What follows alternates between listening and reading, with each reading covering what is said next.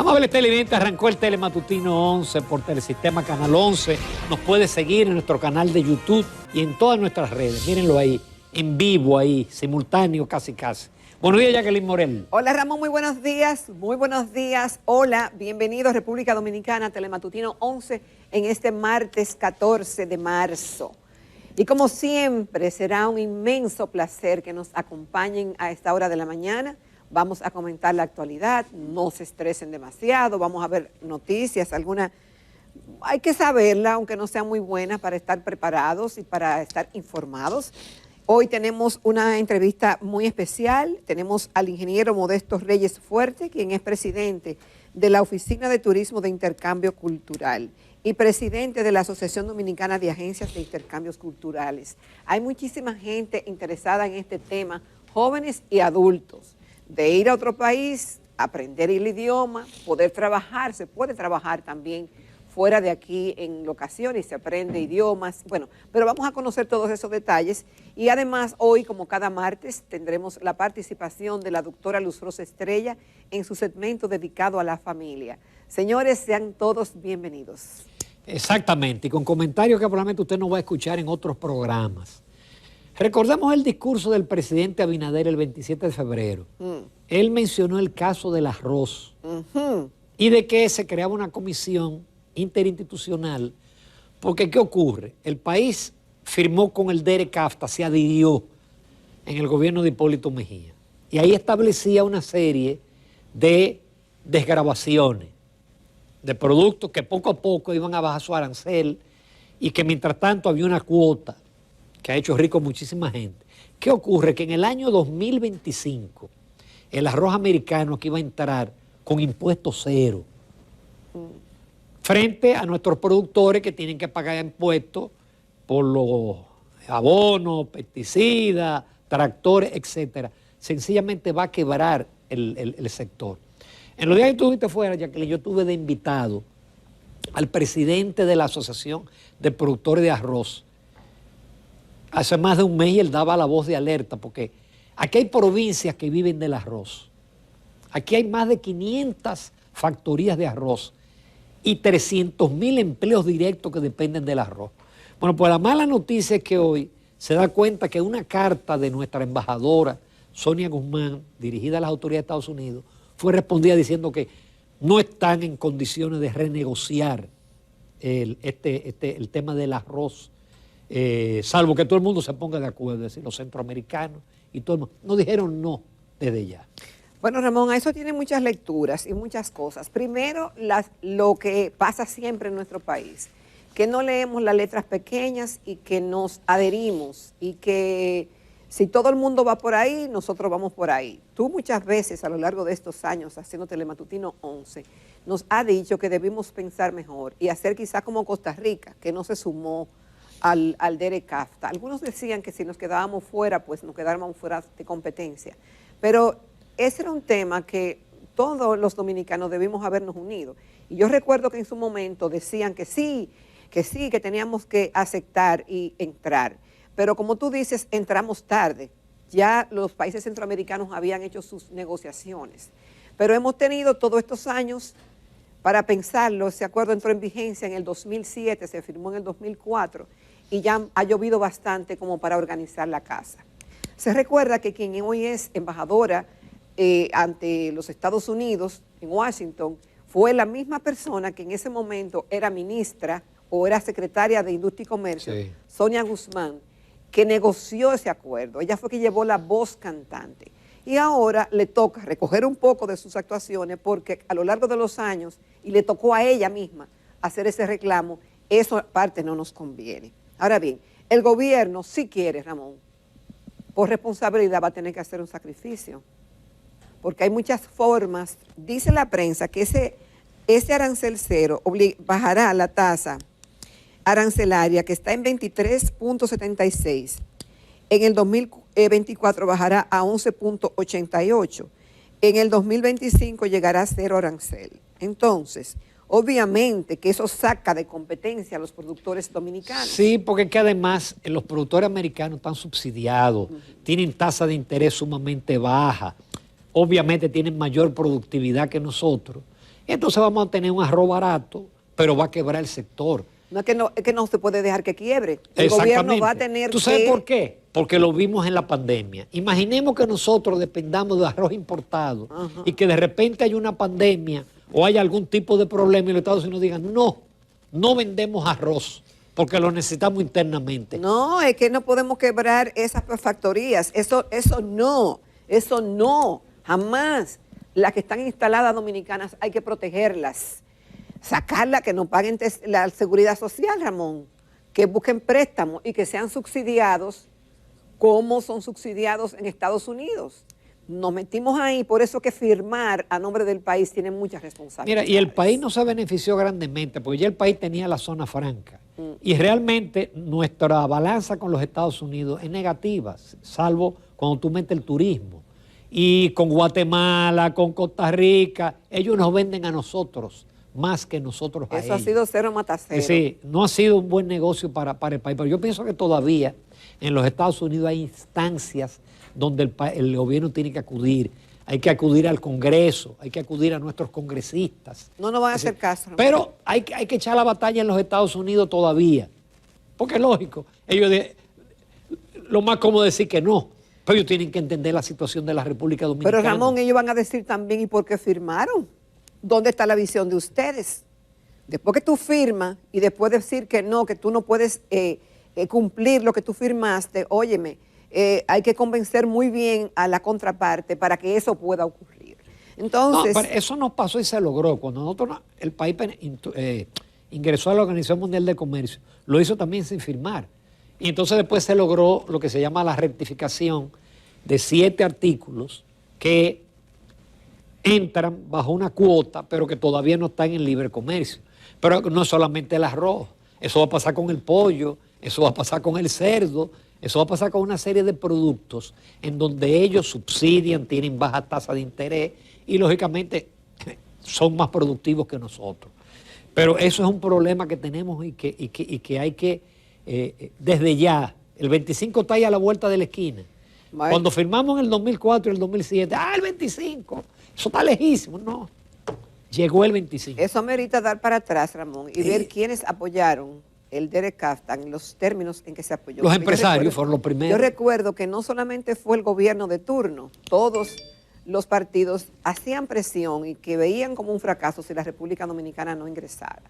Pues hoy todos debemos buscar una solución porque ese sector arrocero que es tan importante para la economía dominicana y para todas las familias que dependen de él, tiene que el gobierno que darle alguna respuesta. No podemos dejar que se vaya a la quiebra. Eso jamás, así como ningún otro sector, por los errores que se cometen en los negociadores. Y mira, hubo muchos negociadores buenos ahí. Podemos invitar yo te voy a decir uno que ha venido al programa y que fue negociador del Derek Kaftan. Vamos a invitarlo al programa. Sí. Lo que pasa es que el país se adhirió. Ya Centroamérica había negociado y nosotros simplemente nos sumamos. Pegamos. Por ejemplo, cuando México entró en el Tratado de Libre Comercio con Estados Unidos y Canadá, o los centroamericanos, ellos no entraron en nada con el tema del maíz. Porque el maíz para Centroamérica y México es lo que es la ropa para nosotros. El maíz es la bandera nacional. Ellos no entraron de que maíz americano entrara libre de arancel. ¿Por qué? Porque los norteamericanos son sumamente productivos, más que Centroamérica y México en la productividad en el maíz. Pero nosotros no están planificados, Ramón. Nosotros nos fuimos de cabeza y eso era lo mejor del mundo. Bueno, pues ahora tenemos la mano en la cabeza porque está en peligro un sector. Aquí hay provincias que van a ser provincias fantasmas si quiebra el sector. Porque no es tan fácil usted decir, no, esa tierra arrocera la vamos a convertir para sembrar otra cosa. No es que eso no puede ocurrir. Eso no es así tan fácil. Es que eso no va a ocurrir, Ramón, es que no se va a permitir, no lo va a permitir el sector, los inversionistas y las familias que dependen de él y el pueblo que entiende que tampoco sea justo que quiebren. Y que hagan conciencia, porque hay mucha gente todavía, aún en ese sector, que no sabe esto, y deben de estar preparados para la pelea, para la batalla, para lo que haya que hacer. Señores, finalmente ya la prensa nacional le dio cabida al tema del pánico financiero que hay en los Estados Unidos. Porque no solamente fue la quiebra del Silicon Valley Bank, banco de $200 mil millones de capital, sino del Signature Bank, Y hay 5 máquinas, me voy a mencionar los nombres que están en rojo. Porque ¿qué ha ocurrido? Frente a esta situación, el que tenía depósitos en bancos pequeños, Fue a o sacarlo. medianos, lo fue a sacar. Porque la entidad federal garantiza hasta $250,000. Como aquí se garantiza que 500,000, 600,000, allí 250,000. Pero los que eran accionistas de esos bancos también están sacando su dinero. Y aun cuando el presidente Biden ha dicho, no, nosotros garantizamos todos los depósitos, que no pueden hacerlo en este momento, porque en un momento de inflación, ellos no pueden hacer lo que hicieron en el 2007-2008, que salvaron todos los depositantes y a los bancos. Ahora estamos en una situación que no parece que se va a repetir lo del 2008 y 2009, pero es una situación verdaderamente crítica, que hasta en Europa ya se ha sentido la caída de valor de las acciones de los bancos, principalmente, por ejemplo, en España, porque el contagio es una cosa normal en el mundo de la globalización. Ramón, mira, la situación se produce pese a que el gobierno estadounidense, como tú dices, anunció el domingo a última hora un plan destinado a apuntalar el sector bancario, tras la quiebra de 2 entidades que tú mencionaste, de Signature Bank and the Silicon Valley Bank. El diario de la actualidad de economía, el Infobae, publicó que las acciones de los bancos cayeron el lunes ante las preocupaciones sobre lo que podría estar próximo a quebrarse, es decir, lo que tú mencionabas anteriormente. Y no obstante, esto puede hacer que obligue a la Reserva Federal a suavizar las subidas de los tipos de interés que está sacudiendo a Wall Street y a la economía. Esos son uno de los efectos, ¿no? Las acciones del First Republic Bank cayeron en un 60%, incluso después de que el banco dijera que había reforzado sus finanzas en efectivos de la Reserva Federal y de JP Morgan Chase. Hasta ahora, dicen las autoridades que parece que los bancos que potencialmente tendrían problemas son pocos. Y lo que es importante es que no se extiendan los llamados bancos de importancia sistémica. Cayeron las bolsas europeas, como tú mencionabas, y también el petróleo. El informe además establece que los precios del petróleo cayeron en un 2% en la sesión volátil del lunes, ya que ciertamente los mercados en el día de ayer fueron sacudidos por lo que vemos ahí, el SVB. Los futuros crudos del Brent descendieron $2, es decir, un 2,43%, a $80.77 el barril. El contrato referencial mundial tocó al mínimo de $78.34, su precio más bajo desde principios de enero. Hay que poner los ojos en la economía de los Estados Unidos, hay que ver todo lo que está ocurriendo, porque como tú dices, Ramón, esto tiene un efecto sistémico. Si ya en Europa pegó, crucemos los dedos. Sí. Tú sabes que yo por eso siempre tomo con una pincita los informes de los organismos multilaterales, los clasificadores de crédito. Por ejemplo, hay una clasificadora de crédito que emitió un informe, óyeme, que te dice bondades de la República Dominicana.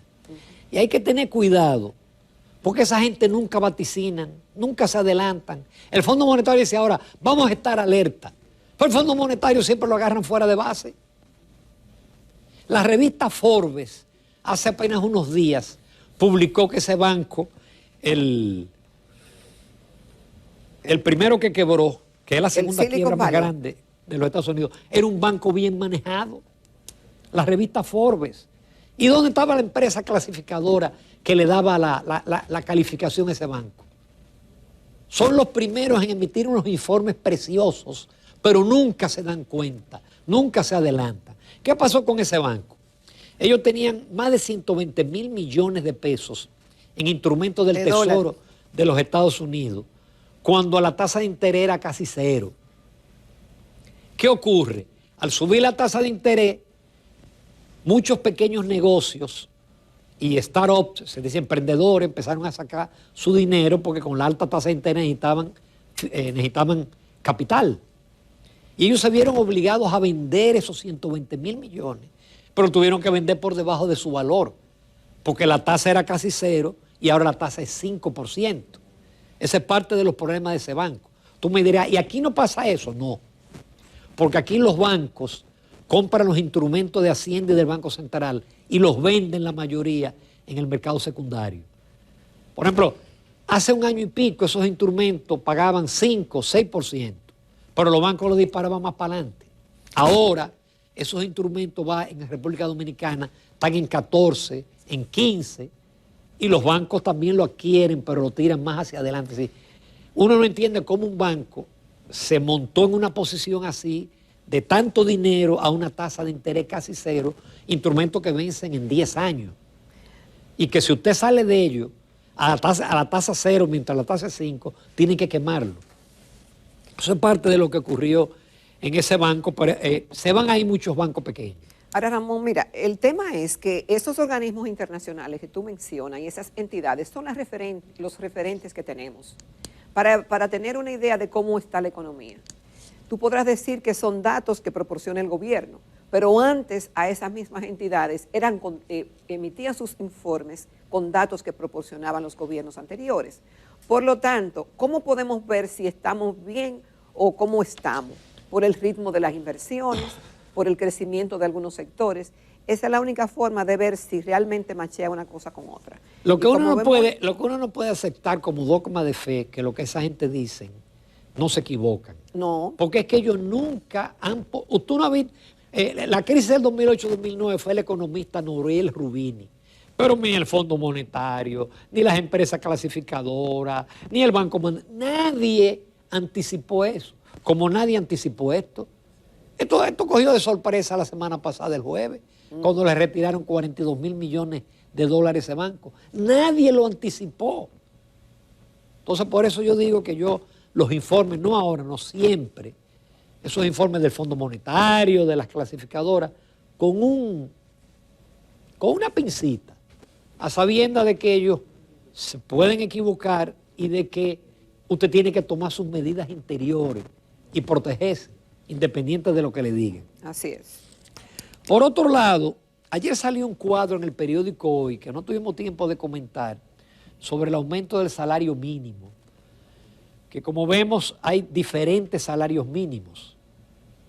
Por ejemplo, el de las grandes empresas sube de 21.000 a 24.150. Entonces, esto tiene dos lecturas. Por un lado, ese 19% no resuelve nada, porque la canasta básica hoy en día está casi en 26.000 millones.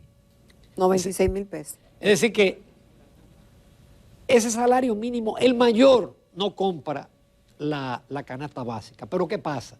Que hay muchas pequeñas y medianas empresas que ese aumento va a ser mortal, porque sus ventas han disminuido por efecto de la ralentización de la economía. La economía está ralentizada, apenas creció 0.4 en enero, entonces ese aumento significa un tablazo para algunas empresas, pero para fines del trabajador ya los precios los ajustaron en los supermercados. Mira, hoy hay un artículo muy interesante con respecto a este tema que lo hace Ariel Jiménez, economista y fue ministro en el pasado gobierno. Y él, con el titular, bienvenido sea el aumento de salarios, y hace un desglose de lo que el salario significa, lo elogia, lo ve como bueno, y que es una excelente noticia para la familia dominicana que ha visto mermar el poder adquisitivo ante la subida de los precios de los últimos años. Eso siempre y cuando no se traspasen, y eso es lo que hemos ido mencionando cuando hablamos de este tema. Las grandes empresas, Ramón, suben los precios, y si son de servicios, aumentan los servicios. Pero las pequeñas empresas no tienen para dónde coger, y las micros tampoco. Entonces, para quedarse con la misma nómina, o tienen que despedir personal, o tienen simplemente que cerrar.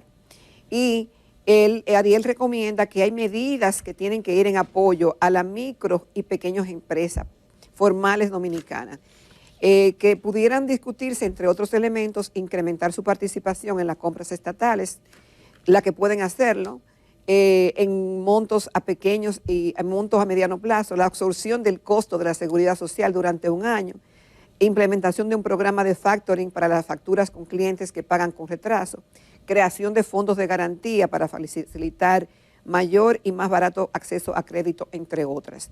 Lo cierto es que la pequeña empresa y la microempresa, Ramón, están llamadas ciertamente a desaparecer, a cerrar sus puertas si el gobierno no acude en su auxilio, porque no puede con ese aumento realmente. Sí. Yo en parte estoy con el artículo de Juan Ariel. Ahora, él es muy optimista en el sentido de que no van a aumentar. No, es que aquí el empresario le gusta ganar mucho. Fíjense que los precios a nivel mundial cayeron. Hoy en día el índice de alimentos de la FAO está al nivel más bajo que en abril del año 22. El petróleo hemos visto que se ha desplomado. Ya los contenedores, su precio está igual que antes de la pandemia. Es decir, todo ha bajado a nivel mundial, para aquí no. El gas de cocina, el aceite vegetal que costaba 200, sigue costando 400. Y cuando te dicen, no, que la inflación bajó, no.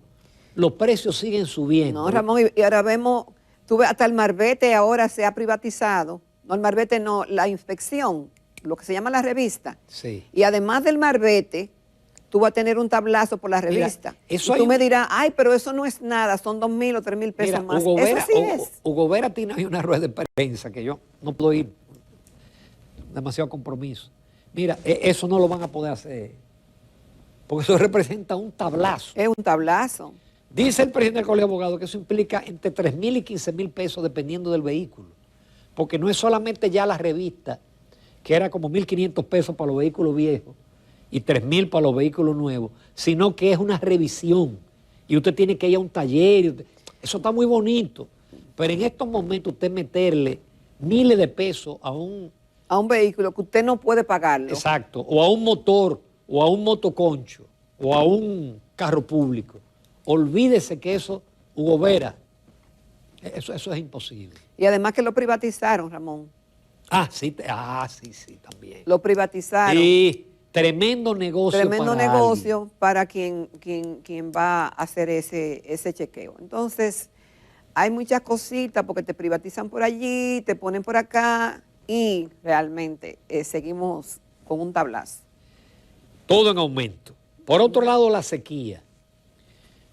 Uno siempre estimula a la gente. Mire, hay quien dice que báñese menos, no lave los carros, pero también el gobierno tiene que acudir a los barrios con tanques de agua. Hay barrios que están pasando situaciones difíciles y no pueden comprar un tanque de agua.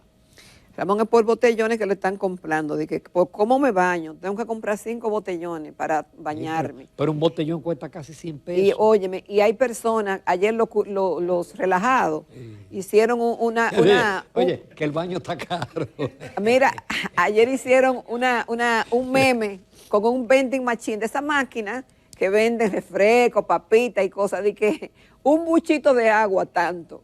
De que agua para un baño de gato, tanto. Agua para bañarse entero, tanto. Y el tipo con el dinero y con una llavecita. La verdad es que es preocupante la situación. Se siente ya, no solamente uno lo ve en lo verde, sino en que el agua que está llegando a los hogares cada vez es menos. Bueno, hay barrios donde no llega el agua. Entonces, esos barrios hay que acudir con tanques. Sí. No tiene que acudir con tanques.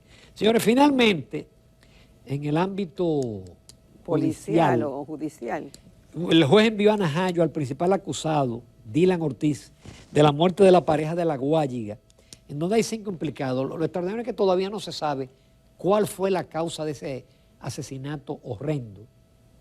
La ventaja de las cámaras, la cámara muestran a este Dylan, donde él compra todos los implementos para torturarlos en una ferretería. Hay otro preso, pero hay 4 más. Hay 5 más. Ramón, todavía lo de Víctor Herarte no se ha esclarecido. No, ni se va a detectar tampoco. Porque dijeron que sí, que estaban cerca, pero que sepamos y que la prensa haya reseñado. No tenemos la información exacta de qué realmente fue lo que motivó y quiénes son los involucrados y dónde está la persona que lo hizo o quienes lo hicieron y que deben estar pagando una condena por ese hecho tan atroz. Eso se quedó así. Esperamos que no. Sí. Y rápidamente en el ámbito político renunció del PLD a Rojas Canaán. Era un invitado muy frecuente a nuestro programa, cuando era senador por la provincia Hermanas Mirabal, y sigue el drenaje en esa organización, que tan pronto salga una encuesta de las creíbles, si el posicionamiento es como se dice, Luis Leonel, el PLD va a emigrar, menos la cúpula, pero el PLD va a emigrar hacia Leonel Fernández. Eso es inevitable y las encuestas muestran al candidato del PLD en el tercer lugar, como debe ser y como era de esperarse. Nos vamos a comerciales, Jacqueline, estamos un poquito pasados. Vamos a hablar con el ingeniero Modesto Reyes Fuerte, él es presidente de la Oficina de Turismo de Intercambio Cultural, pero de la Asociación Dominicana de Agencias de Intercambio Cultural. Eso es todo un mundo, del cual se han beneficiado muchísimos jóvenes dominicanos que han ido. Y adultos, hasta yo voy a preguntar, ¿quién sabe? No, pues tú no te puedes ir un año. Señores, en unos minutos en la entrevista.